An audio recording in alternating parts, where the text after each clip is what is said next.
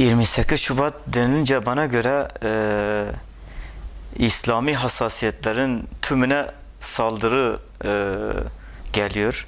Çünkü 28 Şubat'ta okuldaki öğrenciden, başörtülü öğrencide tutun, namaz kılan öğrenciye, anne babası örtülü olan insana ve tüm Müslüman aleme bir topyekun, yani hem medyatik hem siyasi hem ekonomik hem yani her yönüyle saldırı yapılmıştır. 28 Şubat darbesi 28 Şubat'a dair bir gün değildir. Ondan öncelere dayanıyor bunun kökleri. Bu 80 darbesi olur, 15 Temmuz darbesi olur. Yani bunlar hepsi aslında bir altyapıdan geliyor bunlar. Bunlar özellikle İslam ülkelerini sömürmek için Avrupa'nın veya dış mihrakların içimize sızmalarıdır bunlar. Ve maalesef bu 28 Şubat süreci yani devam etmektedir. 28 Şubat'ın devam ettiğine dair başka deliller sadece şu an mesela 70-72 kişi yargılanıyor ondan ve onlar da hepsi askeri tarafıdır. Yani bunun yani zamanında işte üniversitelerde çocuklarımızı örtülü veya Müslüman kız çocuklarını yani okumalarına engel olanlar bugün yargılanmamışlardır.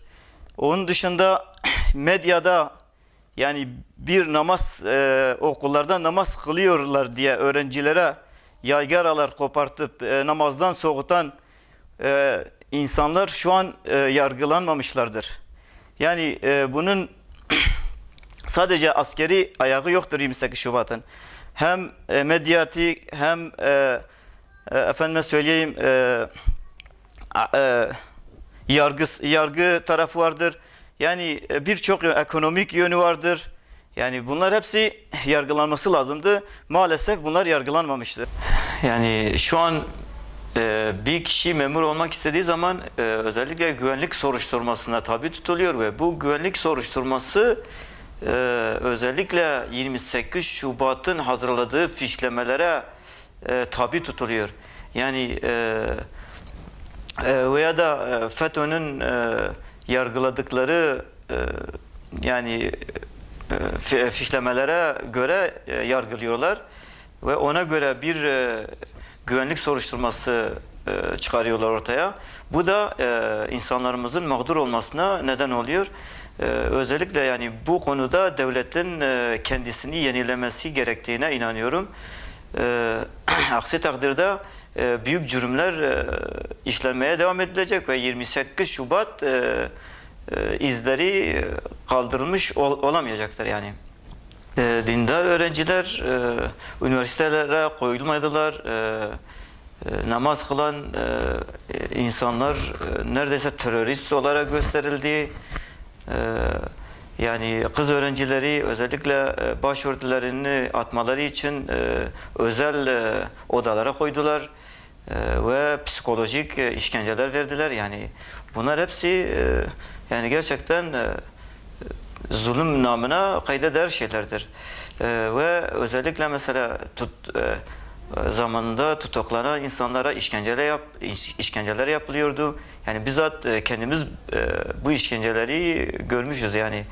Ve hatta yani elektriğe verilenler, çıplak soyulup işkencelere tabi tutulan bunlar hepsi büyük cürümlerdir. Belki o işkence olayları şu an kalmamış ama yani diğer taraftan işte yani izleri tam olarak kalkmamıştır yani. Evet. 28 Şubat sürecinden sonra işte 2000 yılı başında biz ve çoğu insan gözaltına alındı ve gözaltına alınma sebebimiz özellikle camide Kur'an-ı Kerim dersi verildiği kanaatıyla yani yargılandık ve bizim gibi nice insanlar o şekilde yargılandı. İşkencelere tabi tutulduk. Elektriğe verilenler oldu. Efendime söyleyeyim, psikolojik işkencelere tabi tutulduk. Yani bizimle birlikte yani İslami hassasiyeti olan tüm insanlara neredeyse bir cadı avı şeklinde yani gözaltına alındılar yani. Tabii insanlar nezdinde yani neredeyse televizyonlarda özellikle onların medyaları bizi insanlara canavar gösterdiler. Yani işte Kur'an-ı Kerim dersi verildiği diye gösterilmedi. O yüzden de insanlarımız arasında bize yan gözle bakılmaya başlanıldı.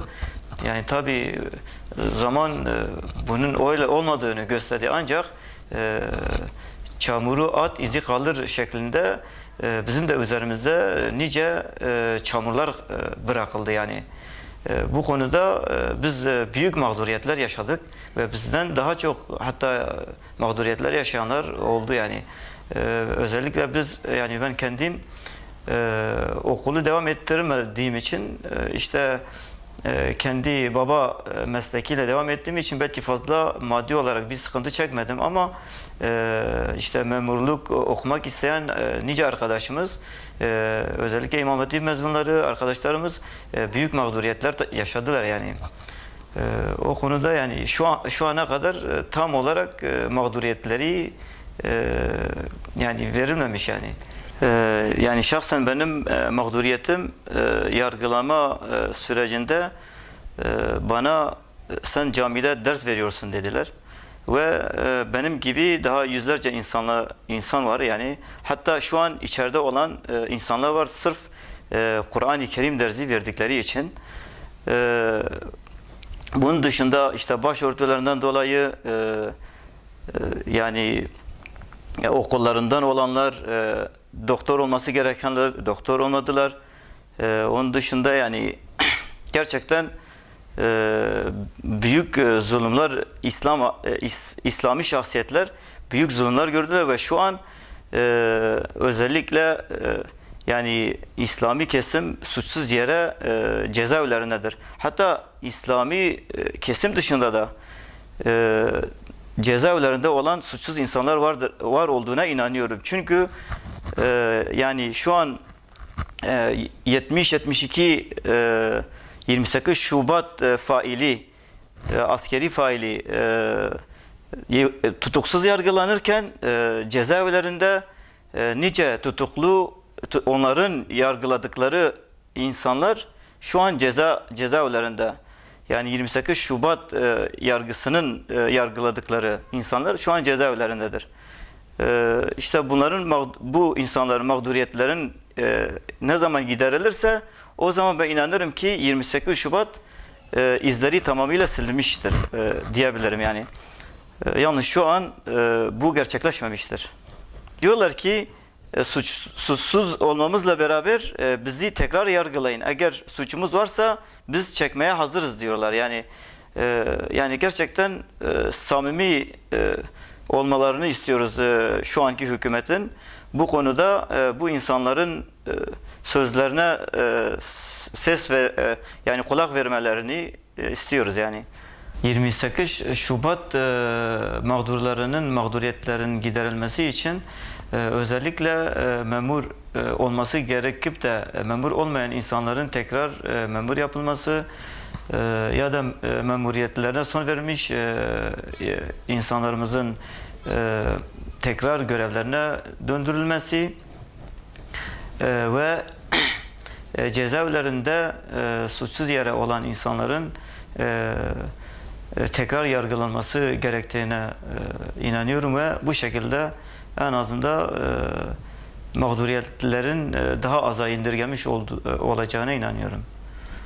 bu mağduriyetler giderilmezse şahsen kendim ve nice insan bunu yani sorumlulara haklarını helal etmeyeceklerine inanıyorum ve ben şahsen etmiyorum yani. Giderirlerse ederiz yani.